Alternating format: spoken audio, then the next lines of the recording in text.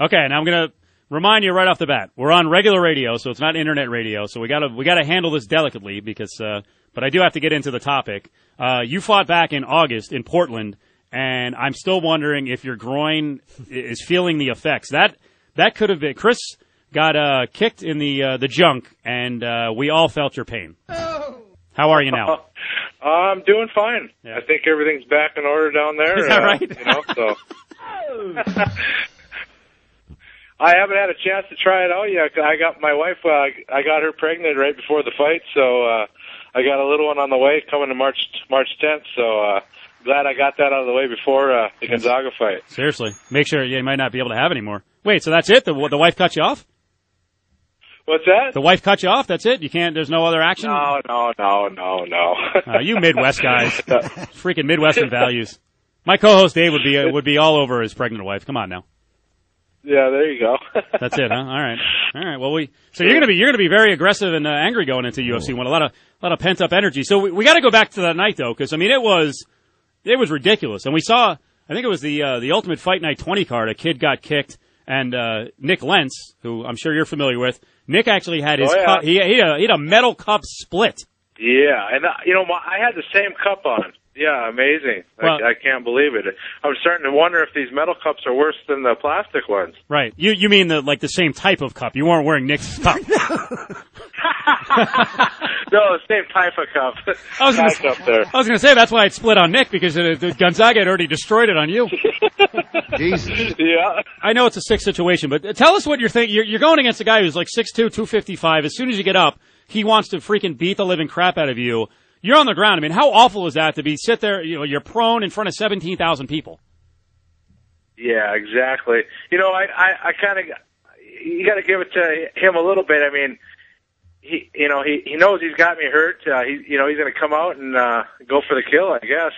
It's part of his nature, but I guess for me, it was one of them deals where I'm sitting there in front of thousands of people.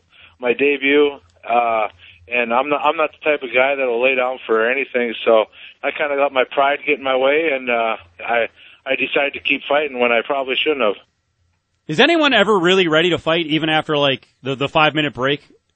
I mean, you got to be. I mean, we've all been hit in the junk before, but I was never kicked by a guy who goes 255. I mean, can you actually be ready, or you just? I mean, no matter how long you wait, you're still going to have some kind of effect. Exactly. It was one of them. It's like I knew I was badly hurt, but like I said, I let my pride get in my way, and I'm the type of guy that isn't going to just lay down for anything. So I just kind of got stubborn and said, let's do this, And it was a lot of mixed confusion going on in the ring with the ref and the doctor. And I mean, to be honest, they didn't know what the hell they were talking about and what to do. Like, what were they saying? Situation. What were they saying to you? Well, I mean, I got the doctor telling I'm asking them if I quit, is it a no contest or is it a loss on my record? And the doctor and the ref are standing there both telling me, all they can tell me is, can you continue? And they couldn't give me a straight answer on the question I was asking them. So that told me they didn't know what the hell to do. So finally, I just kind of got mad. I was just mad at the whole situation, and I said, let's just go. Let's fight then. Yep. And, maybe it was a situation I probably shouldn't have done that, but it happened. I'm past it now. I can't go back and change anything. It happened, and we got to get into Lesnar a little bit. I know there's always the threat of Brock throwing you through the wall there, but basically tell us what it was like the last couple of months. I mean, you're friends with the guy, and he's really sick. Yeah, it was a bad deal. The way everything went down.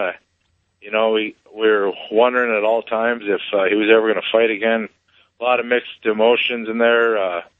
It was a bad thing, and no one knew what was going to happen. And luckily enough now everything comes out on the right side, and looks like he's back. He was barnstorming yesterday. Did you see any of the internet stuff on his comments? I caught a little bit. I didn't catch anything on the Obama stuff or any of that, but yeah. I caught a little bit of the first part of the interview. So he's back working for a little while now. He said he was feeling good. He's up to 273. He'd gotten down to 248. Amazing, right? A small 248. But he said he's back. and that he was throwing you and Cole Conrad, who goes about 285. He was throwing you guys around like sacks of potatoes. Hey, that's Brock for you. He's a character. It's his story. I'll let him tell it. There you go. Describe it. I mean, you're a big dude. I mean, you're going to walk in 250, 255 in a couple of weeks. Well, what's it like in terms of strength? How do you gauge? I mean, Brock is, like I've always said, Brock is just a different, he's a different human being. He's a beast. He's, nothing like you've ever felt before. A lot of people ask me, what's it like to roll with Brock? What's it like to spar with Brock? He's a whole other animal. Let's just put it that way. And it's not all. It's great. It's an honor to train with the guy. To be pushed in that way, to train with him and to be with him for the last, basically since he started this, I've been with him, and I'm there for a reason. I've been there for 2.5 years for a reason. So I feel like I'm a good workout partner for him. That's why I'm still around, and he's an amazing athlete. That's Chris Tuchscherer with us, UFC 109 Mandalay Bay, coming up in a couple of weeks. Tickets available. You got the full fight card, and Chris is on there with his second UFC fight. He's going to be going against Tim Hague, and the main event, Couture against Coleman. He potentially is going to face the winner of Shane Carwin and Frank Mir. Who is he going to have a tougher time with? Can Mir pose a better threat? He's putting on a lot of weight. He'll probably walk in, 270 this time around instead of 250 like he did last time. Or do you look at Shane Carwin as a guy who's more dangerous to Brock? Frank Mir can put on all the weight he wants, but when you're someone that's not used to having that weight on you, and as far as like Brock, he's used to being heavy like that, and he's used to using his strength like that. I don't think you pack a bunch of pounds on somebody, even if it's all muscle weight, you still got to know how to use that muscle weight. Yep. So it's going to help out Frank Mir a little bit, but it's not like if he puts on 30 pounds of muscle that he's just going to all of a sudden be this monster of a guy. Writing all the stories up on Yahoo and talking about it on the air, the UFC 100 fight, I heard so many people just say, he just got on top of him and overpowered him. Like, there's a lot of technique to what Brock was doing. Well, for sure. There's so much of it in there. A lot of technique. Yeah. Learning how to getting someone on the ground and control somebody. That's what Brock does the best. He gets someone to the ground, and it's knowing how to control the guy when you're on the ground and strike and make it effective when you do strike.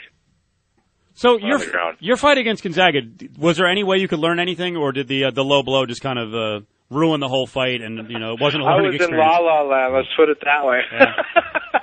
From the minute I passed out for a few seconds there and got up and almost puked and decided to fight, and then when the bell rang again, I was like, where am I at here? So I was in La La Land. So, as far as taking away, I guess I can take away that I actually got in the cage in front of all them people. I've never been on a big stage that big and fought for the biggest organization in the world out there and fought in front of all those people. So I hope that I could take that away from that fight, as just walking in and having the crowd scream and stuff like that.